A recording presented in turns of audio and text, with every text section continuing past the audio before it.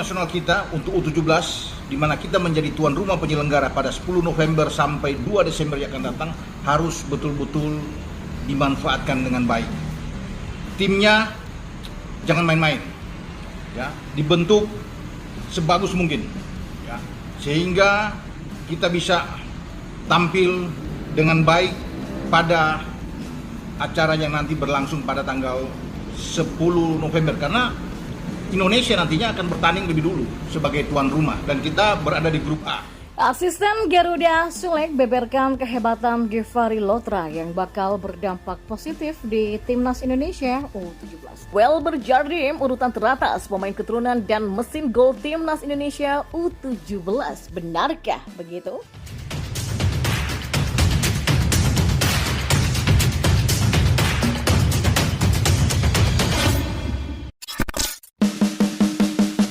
Ya, Givari Lotra diyakini akan membawa dampak positif bagi Timnas Indonesia U17 untuk Piala Dunia U17. Hal itu disampaikan oleh asisten pelatih Garuda Select Danny Holmes. Sebagaimana diketahui, Givari Lotra merupakan pemain yang sebelumnya digembleng dalam program Garuda Select. Penampilannya pun impresif selama di luar negeri.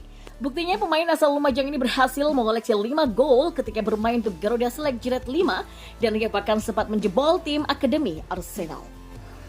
Ya, tak ayal berkat performa impresifnya, Lotra akhirnya mendapatkan panggilan Bima Sakti untuk mengikuti TC sekaligus seleksi Timnas Indonesia U17 yang dipersiapkan jelang Piala Dunia U17 2023. Nah, adanya Givari Lotra di skuad Timnas Indonesia U17 membuat asisten pelatih Garuda Select Danny Holmes bersuara. Menurutnya, pemain berusia 17 tahun ini akan membawa dampak yang positif. Lotra akan membawa energi yang bagus bagi tim. Jadi saat tim kehilangan penguasaan bola, ia akan dengan cepat menekan lawan untuk bisa kembali merebut bolanya, dan saat menguasai bola, ia akan mengandalkan kecepatan yang dimiliki dan berlari mencari posisi terbaik untuk menciptakan peluang. Kate Holmes dikutip dari unggahan Garuda Select di Instagram. Lotra tidak akan pernah berhenti berlari dan tidak akan memberi kenyamanan bagi lawan yang sedang menguasai bola. Dia juga bisa mencetak semua jenis gol untuk timnya, ujarnya. Bukan hanya itu, Holmes juga membeberkan sosok Lotra yang sangat positif di luar lapangan. Ia bisa menyatukan rekan timnya dengan perilakunya.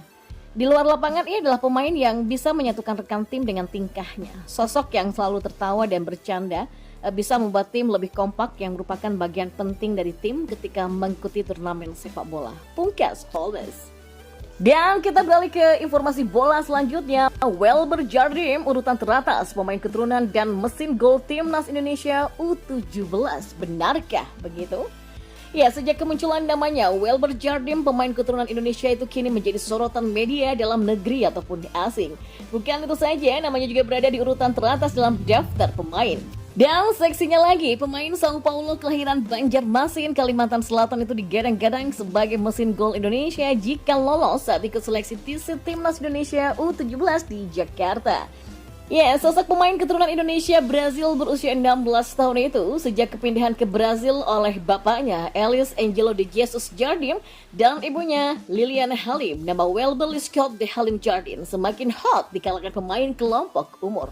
Bahkan FC Sao Paulo U17 juga turut merasakan sensasi berada dalam puncak pemberitaan. Kini, pelatih Indonesia Bima Sakti tengah fokus mengasah ketangkasan para pemain dan tidak pernah membeda-bedakan dalam memberikan arahan. Bahkan Ketua Umum PSSI Erick Thohir juga memproyeksikan Welber Jardim dan pemain U17 lainnya untuk persiapan Piala Dunia 2023 kelompok U20 mendatang. Welber Jardim, pemain keturunan Indonesia Brazil itu diproyeksikan bersama pemain Timnas Indonesia U17 hingga debut Piala Dunia 2025. Hal itu ditegaskan oleh Ketua Umum PSSI Erick Thohir pada Minggu 16 Juli kemarin.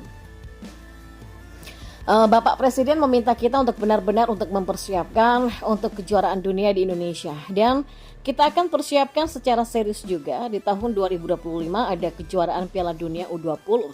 Jelas Erick Thohir.